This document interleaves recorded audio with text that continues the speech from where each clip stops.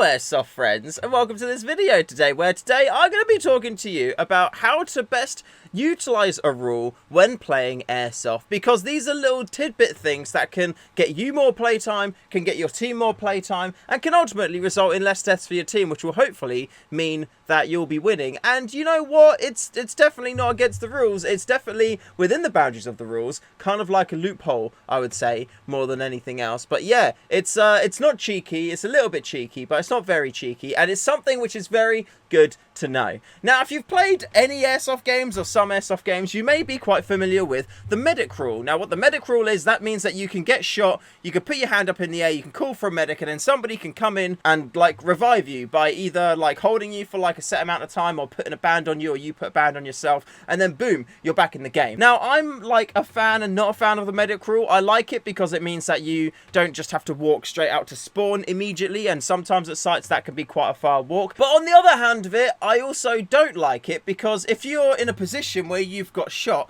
then that essentially means that the enemy knows where you are and is able to land a shot on you. So if somebody was to come next to you and stand next to you and try and help you get back in the game, then there's a good chance that they're going to get shot as well. So in that regard, I'm not a fan of the medic rule, because I feel like it's a really easy way for people to get killed. Now, I guess the most common way that people use the medic rule is people get shot, and then in order to revive somebody, they'll run up, grab them, and then pull them away into a clearing so they're a little bit more safe. It's one of the safest ways that you can kind of like implement it, and yeah, it's a good way to get somebody back in the game who may potentially be in danger. However, them being out in the open, it's still bait for other people to go and get them, where they could then get shot and taken out. And I must admit, if I shoot somebody and they just like stand with their hand in the air, I will use them as bait. I'll stay with my rifle trained on them, so then I can just kind of like wait for somebody to come in, get them back into the game, and as they do, I'll take a shot at them and then take them out as well. So you need to be careful. I'd say if you genuinely ever see somebody out in the field, there's a good chance that there's one person just watching them, waiting for somebody to come up and medic them. So if you are going to approach, try and get an idea in your head of where the enemy could be, and then try and, you know, keep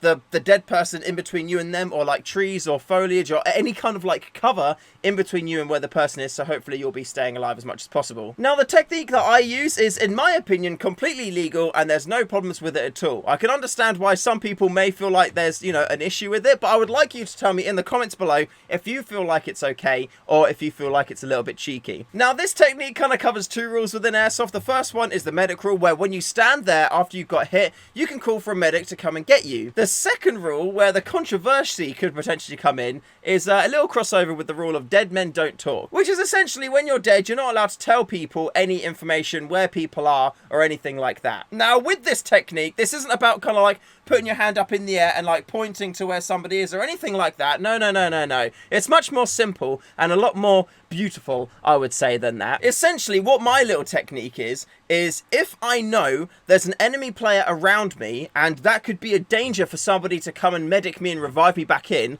I do not call for a medic. However, as soon as I know that the coast is clear, I've looked around and I can't see any enemy players, that's when I will then call for a medic. Because in my eyes, that's when, you know, it's safe for people to come out to grab me, and we're going to have the most chance of survival. Like, if I've seen the guy that shot me move off and go off somewhere else,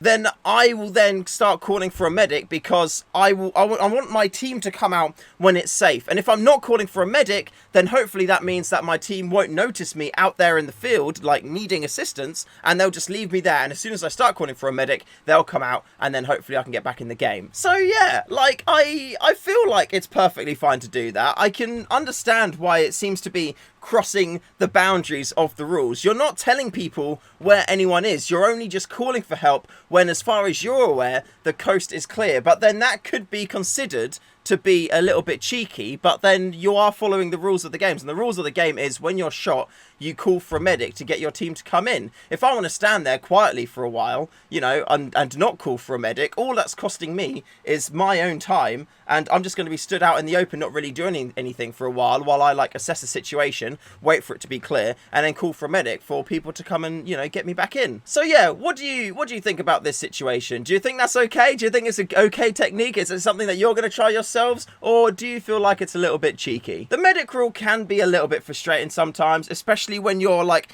in a position where you know it's safe for somebody to come and get you, and you're literally shouting medic right at them, and they still won't come to get you in the game. When this happens, I am so frustrated, because I'm like, please, like, you literally, all you need to do is kind of lean out, grab me, pull me in, and then I can sort everything else out, and you're going to be perfectly fine. Like, please, let me play Airsoft again. My Airsoft, like, life at the moment is completely in your hands. Please, get me back in the game. I'm on your team. Help me. And you know what? I have been on the other side of that, I suppose. I mean, recently in my last gameplay, I was in a situation where a friend of mine, or a guy on my team, got taken out just to my side, and it was in the open, but I knew that there was 3 guys beyond this little, like, mound that we were both hid behind before he ran out and then got shot. So I needed to take them out before I got in the game. So that's what I did. I, like, kind of, you know, took my time, saw where they were, took them out, and then once all 3 of them were down and out of the game, I then went back to him, helped him out, got him back into the game, and then, yeah, everyone was happy and kind of got on with their lives. So, yeah, let me know what you think in the comments below. Is this a technique you're going to try? Do you think it's a little bit cheeky? And do you feel like it's against or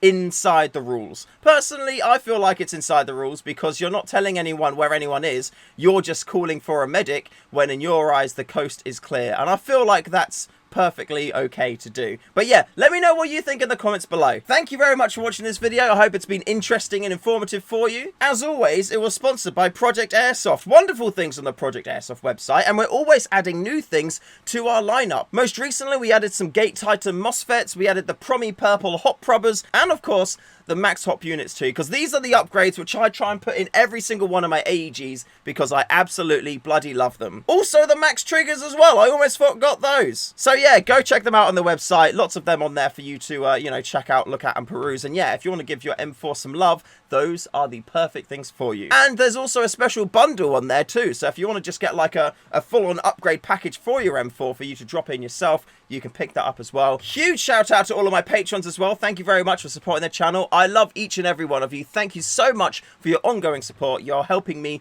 continue to make content for you. And yeah, I've got lots and lots of content coming up, which I'm very excited about. So yeah, thank you very much for helping me be able to do that. And if any of you would like to make some Airsoft friends, check out the StayFreshShoe community Discord server. Over 600 Airsoft friends are in there right now. So if you want to make some Airsoft friends, find out a bit about Airsoft, maybe find some local sites near you and some people to play with, click the link in the description below. And until next time, thank you very much for watching. Remember to call your hits, and I'll see you in the next one.